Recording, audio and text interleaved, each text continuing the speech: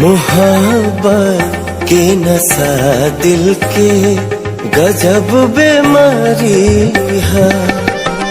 मोहब्बत के नशा दिल के गजब बीमारी है।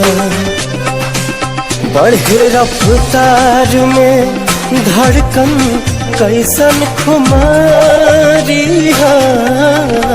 मोहब्बत के नशा दिल के गजब बीमारी है।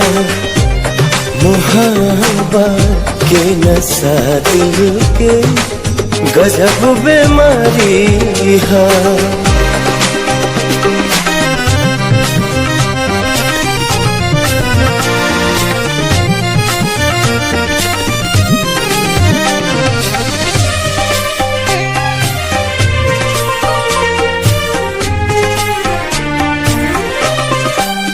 कुहू के मन रोवे अखिया हंसी के ओट लेके।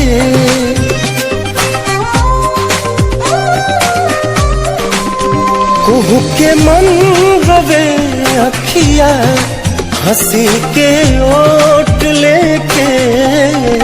मगर इजहार ना होके इहे लाचारी है। मोहब्बत के नशा दिल के गजब बीमारी है।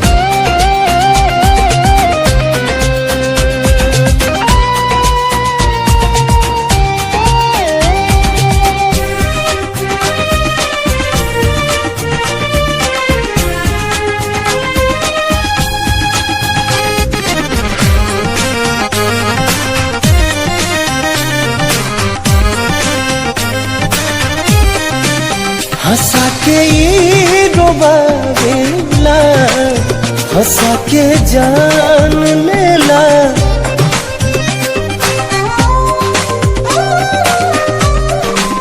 हंसा के ये रोबावेला हंसा के जान लेला।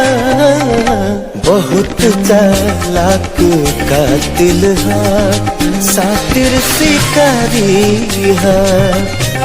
मोहब्बत के नशा दिल के गजब बीमारी है।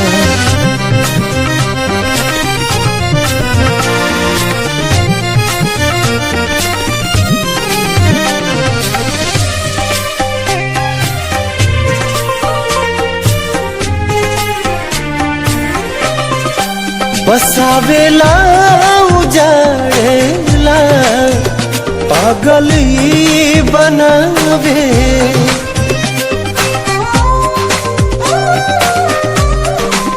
बसावेला उजाड़ेला पागल ही बनावे। जुदाई के बिरह दुनिया में सबसे भारी है।